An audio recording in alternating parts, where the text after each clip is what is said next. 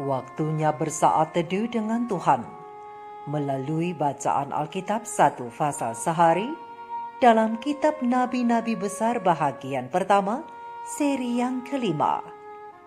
Kitab Yesaya pasal 5, nyanyian tentang kebun anggur, peringatan tentang pelbagai keburukan, dan bangsa asing sebagai alat murka Tuhan.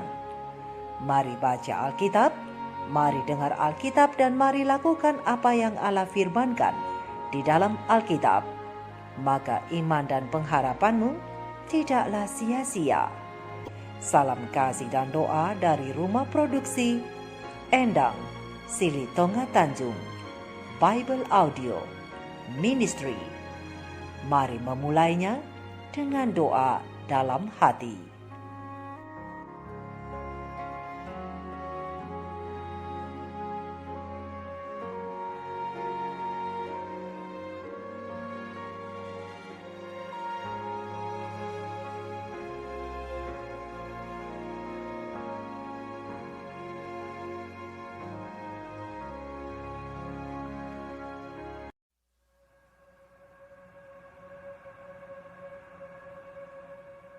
Aku hendak menyanyikan nyanyian tentang kekasihku, nyanyian kekasihku tentang kebun anggurnya.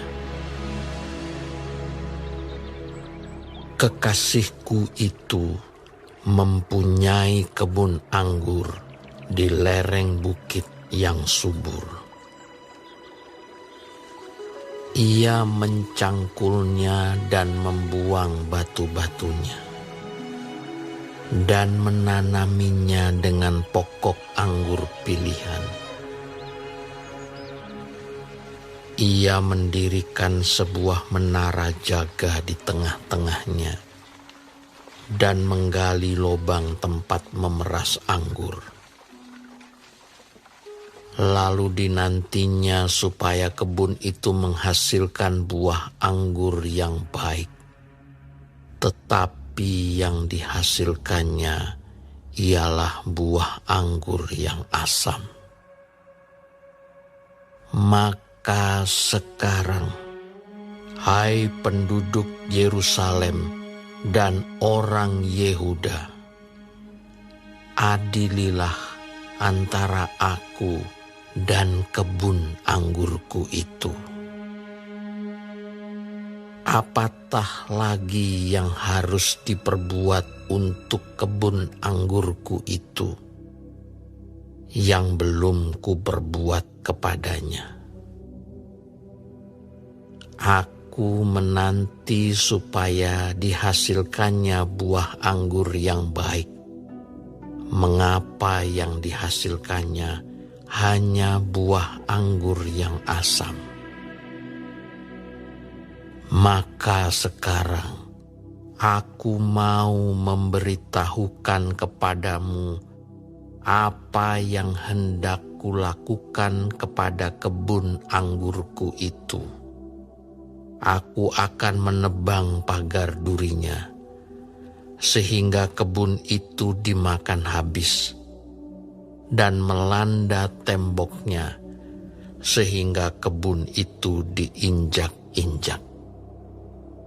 Aku akan membuatnya ditumbuhi semak-semak, tidak dirantingi dan tidak disiangi, sehingga tumbuh putri malu dan rumput. Aku akan memerintahkan awan-awan supaya jangan diturunkannya hujan ke atasnya.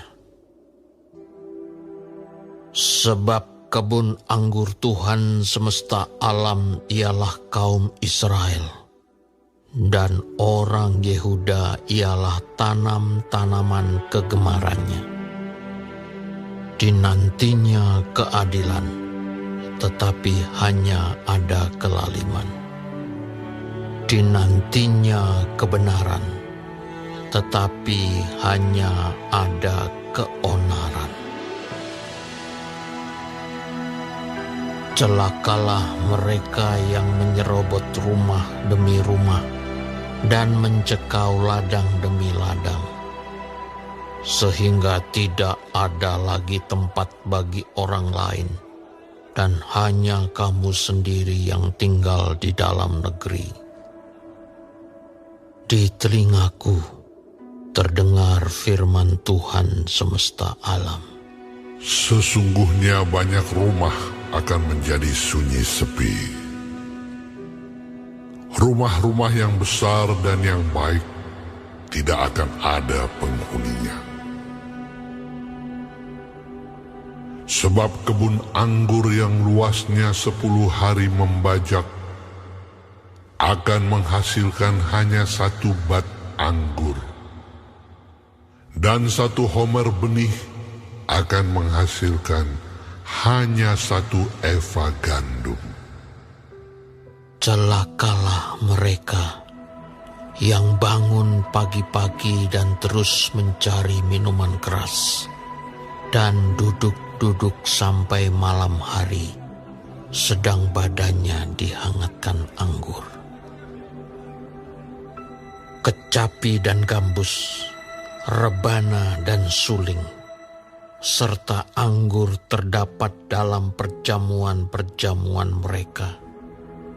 Tetapi perbuatan Tuhan tidak dipandangnya, dan pekerjaan Tuhan tidak dilihatnya.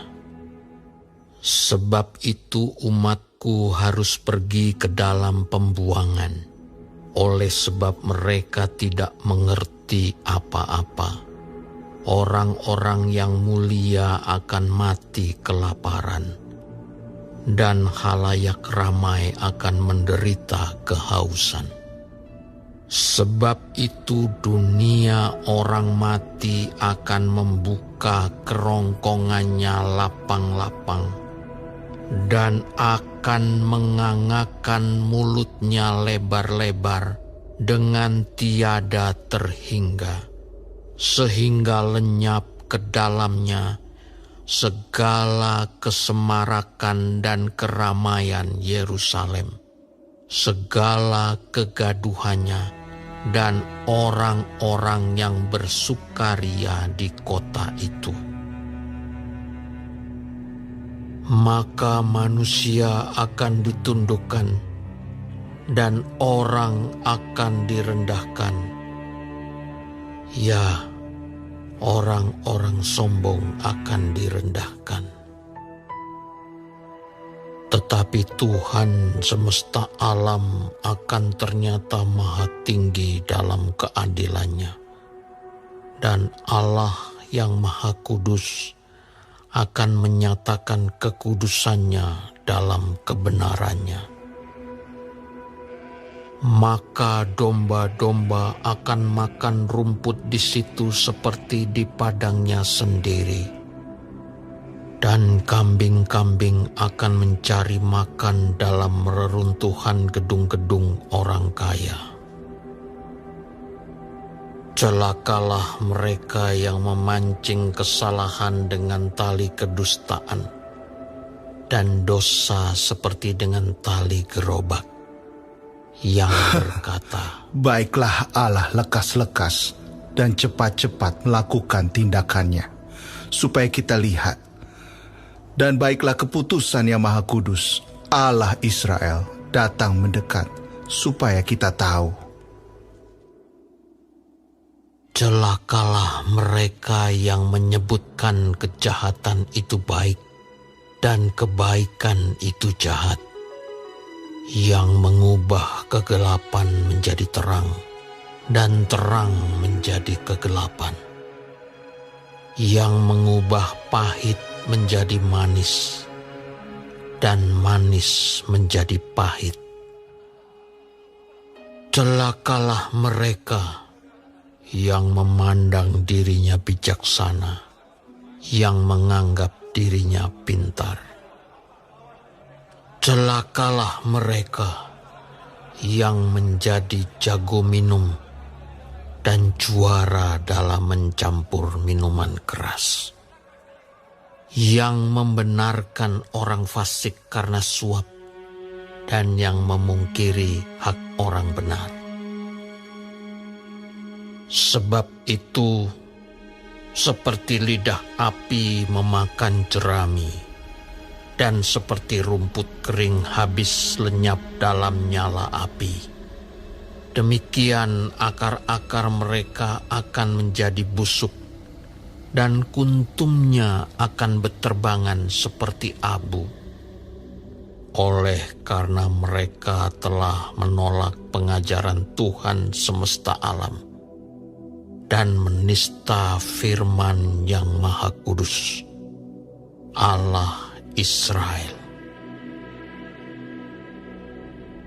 Sebab itu bangkitlah murka Tuhan terhadap umat-Nya. Diacungkannya tangannya terhadap mereka dan dipukulnya mereka. Gunung-gunung akan gemetar dan mayat-mayat mereka akan seperti kotoran di tengah jalan. Sekalipun semuanya ini terjadi, murkanya belum surut dan tangannya masih teracung. Ia akan melambaikan panji-panji kepada bangsa yang dari jauh, dan akan bersuit memanggil mereka dari ujung bumi. Sesungguhnya mereka akan datang dengan segera, dengan cepat. Tiada yang lelah dan tiada yang tersandung di antaranya. Mereka tidak terlelap dan tidak tertidur. Tidak terlepas ikat pinggangnya dan tali kasutnya tidak terputus. Anak panahnya ditajamkan dan segala busurnya dilentur. Kuku kudanya keras seperti batu api, dan roda keretanya seperti puting beliung. Aumnya seperti singa betina. Mereka mengaum seperti singa muda. Mereka meraung dan menangkap mangsanya, membawanya lari, dan tidak ada yang melepaskan. Pada hari itu, mereka akan diliputi oleh suara seperti suara laut menderu. Jika orang memandang ke bumi, sesungguhnya ada gelap yang menyesakkan, dan terang menjadi gelap oleh awan-awan.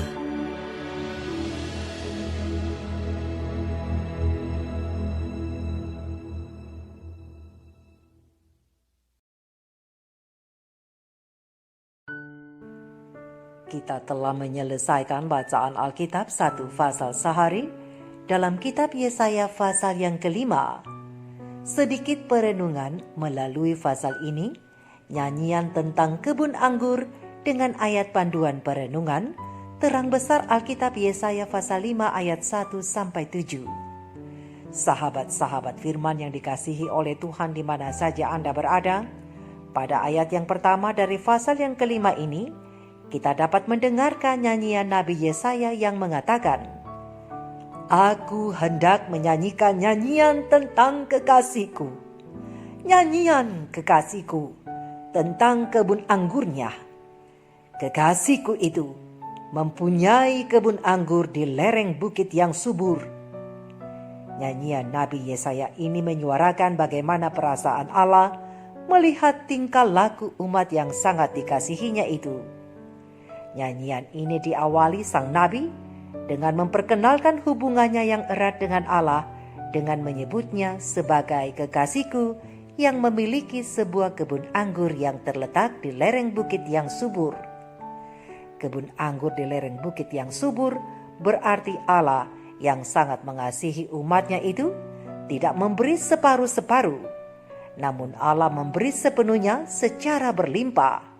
Subur selalu memiliki makna kelimpahan, penuh berkat dan tak pernah kekurangan. Tanah yang subur itu diolah dengan sangat baik oleh pemiliknya.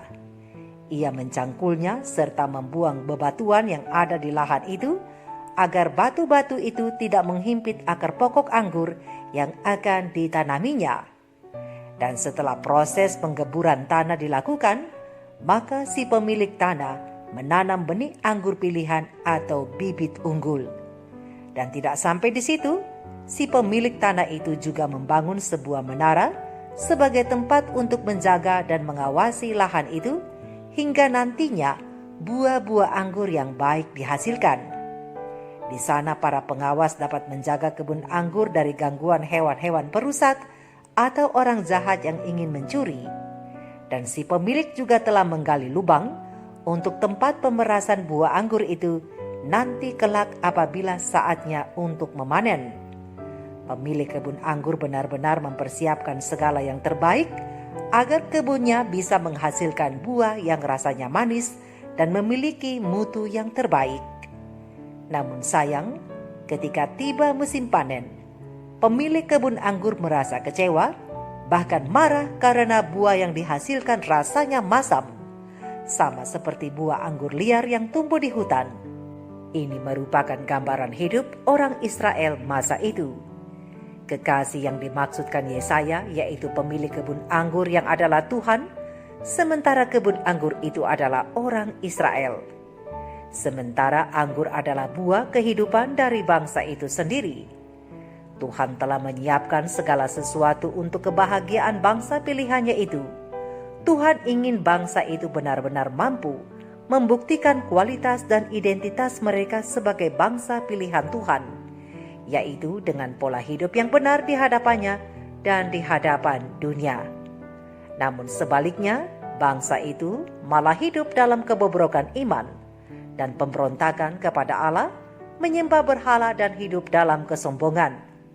Kualitas hidup mereka digambarkan seperti buah anggur liar yang tumbuh di hutan yang tidak pernah disentuh oleh orang-orang karena rasanya yang sama sekali tidak enak alias masam. Melalui Yesaya, Allah memberikan pertanyaan untuk menggugah bangsa Israel dengan sebutan, "Hai penduduk Yerusalem dan orang Yehuda." Allah mengungkapkan kekecewaannya kepada bangsa itu. Ia telah memberikan yang terbaik bagi bangsa itu, yakni kebun anggurnya. Ia memberikan para nabi-nabi maupun imam untuk menjaga kerohanian mereka dan mengawasi pola hidup mereka agar tetap memiliki kualitas hidup sesuai dengan yang Tuhan inginkan. Tapi mereka membalasnya dengan perlakuan yang bertolak belakang dengan yang Tuhan inginkan. Mereka mengabaikan perkataan para penjaga, sementara ada juga penjaga yang tidak melakukan tugasnya, sehingga bangsa itu semakin jatuh ke dalam dosa. Sahabat-sahabat firman, karena tak beda jauh dari Israel badani, maka kita Israel rohani juga diberikan nasihat. Komentar Alkitab SDA Bible Commentary volume 4 halaman 1138 alinea keempat mengatakan, bibir yang telah mengucapkan hal-hal yang tidak senonoh kepada hamba-hamba Tuhan yang diutus dan telah mencemooh pesan yang mereka bawa, telah menempatkan umat Tuhan di dalam kegelapan untuk terang dan terang untuk kegelapan. Seandainya saja sifat suka mengawasi seperti yang dilakukan oleh orang Farisi untuk mengutuk pesan para utusan Tuhan itu, bahkan mengejek dan mencemooh mereka, dan jika saja umat-umat Tuhan mau membuka hati mereka terhadap sinar terang matahari kebenaran, maka mereka pasti akan menaikkan pujian syukur daripada melihat sesuatu yang dapat mereka salah tafsirkan atau putar balikan untuk mencari-cari kesalahan. Sahabat-sahabat firman, kelakuan bangsa yang melawan arus dan ajaran Tuhan itu akhirnya mendatangkan akibat yang setimpal bagi mereka. Dan Allah akhirnya harus membiarkan bangsa yang tidak mengenalnya menghancurkan Yerusalem dan tiada lagi penjaga yang menjamin keselamatan bangsa itu. Tuhan akan membiarkan kebun anggur itu ditumbuhi semak duri dan rumput yang akan menghimpit dan menyiksa tanaman anggur itu. Ini mengartikan bahwa Tuhan akan membiarkan kepedihan hidup untuk menghimpit umatnya melalui penjajahan bangsa-bangsa asing. Bahkan Allah akan memerintahkan awan untuk tidak menurunkan hujan atas tanah sehingga tanah menjadi gersang, dan membuat pohon anggur menjadi layu, kering dan mati, dan pohon-pohon yang kering akan dicampakkan ke api, yang memiliki arti bahwa Allah akan mengizinkan penderitaan sebagai pelajaran bagi mereka atas perbuatan mereka sendiri. Sahabat-sahabat firman, pembukaan khotbah Yesaya di pasal yang kelima ayat yang pertama adalah campuran kritik pedas terhadap jenis masyarakat yang dengannya umat Allah telah menjadi serupa, dan amaran mengenai penghakiman yang akan datang sebagai tanggapan terhadap penolakan mereka kepada Allah dan yang terus berbuat kesalahan itu, dan penawaran harapan jika umat itu mau berpaling kepada Allah dan memperbaharui kehidupan mereka. Namun barangkali emosional yang paling kuat datang melalui perkataannya adalah perasaan duka. Berdasarkan pemahaman Yesaya mengenai siapa Allah itu dan apa yang dikehendakinya bagi umatnya, sang nabi meratapi apa yang telah hilang, orang terlupakan yang tak terhitung, yang sedang tersakiti, dan penghakiman yang akan datang atas bangsa itu. Kemudian Yesaya melanjutkan pola ini melalui pelayanan nubuatannya. Ia mendesak umat itu untuk mengingat apa yang Allah telah lakukan bagi mereka, dan ia juga menawarkan kepada bangsa itu pengharapan dari apa yang Allah ingin lakukan untuk mereka di masa depan. Jadi mereka harus mencari Tuhan sekarang, sebab hubungan yang dibarui dengannya ini akan mencakup menyesali perbuatan salah mereka pada waktu itu dan mengubah cara mereka dalam memperlakukan orang lain. Sahabat-sahabat firman, semua kita mengetahui bahwa setiap tanaman ada yang menghasilkan yang baik dan ada yang tidak. Dan setan sebagai perusak kebun anggur Tuhan, pena ilham ilahi roh nubuat Kisah Para Rasul, halaman 362 alinea ketiga mengatakan, setan akan bekerja dengan segala kuasa penipuannya untuk mempengaruhi hati dan mengaburkan pengertian, untuk menjadikan yang jahat kelihatan baik dan yang baik kelihatan jahat.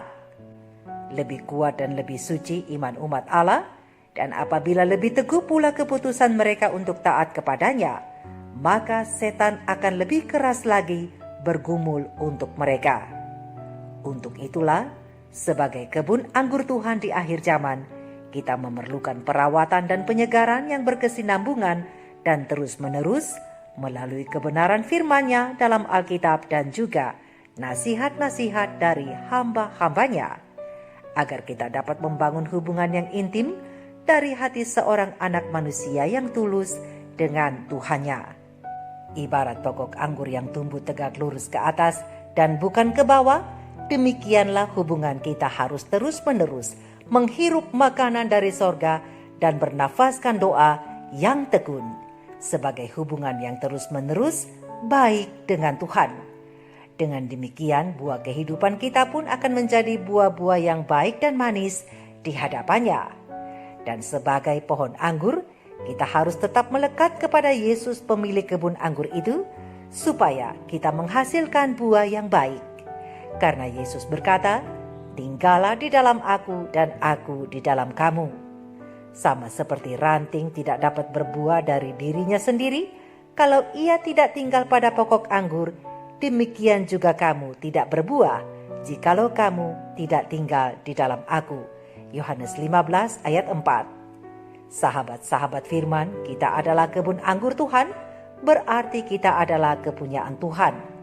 Dan Tuhan telah mengusahakan segala yang baik bagi kita, menjadikan kita menjadi lahan yang subur, tempat tumbuhnya pohon-pohon dan tanaman-tanaman yang menghasilkan buah yang manis, dan tidak hanya manis, namun juga menyehatkan orang yang menikmatinya. Artinya, setiap orang yang ada bersama dengan kita dan merasakan buah kehidupan kita, mereka akan dapat merasakan kenyamanan dan terberkati. Sama halnya dengan memakan buah yang baik, maka jasmanianya akan sehat. Jadi, saat orang menikmati buah kehidupan kita, maka iman dan rohaninya juga akan semakin sehat dan akan semakin diperbaharui.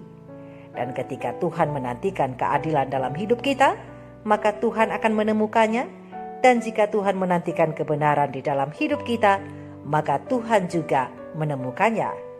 Kiranya Tuhan memampukan kita menjadi kebun anggur yang benar, yang menumbuhkan buah-buah anggur yang baik, yang menjadi kesukaan bagi Tuhan dan berkat bagi sesama kita manusia. Tuhan Yesus pemilik kebun anggur akan datang kembali. Mari hasilkan yang terbaik sesuai apa kata firman-Nya.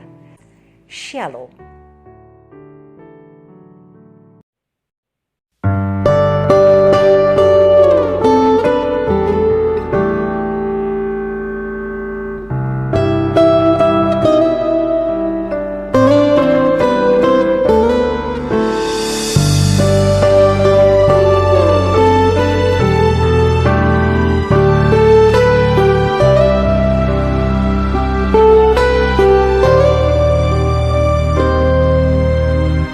Sekalipun ku berjalan lewat masa kekeringan, namun yang mengandalkan Tuhan pasti Kau pelihara. Sekalipun ku berada di tengah gurun yang gersang, yang berakar di bait Tuhan, pasti Kau tumbuhkan menjadi seperti pohon di tepi air, yang selalu berbuah di musimnya. Ku percaya berkat-Mu selalu mengalir ke atas hidupku, melimpah.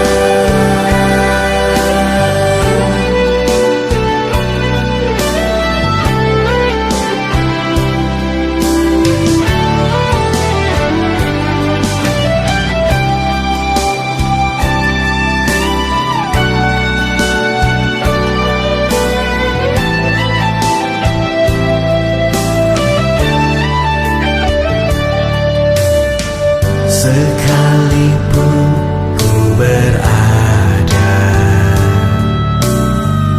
di tengah gurun yang gersang, yang berakar di bait Tuhan, pasti Kau tumbuhkan menjadi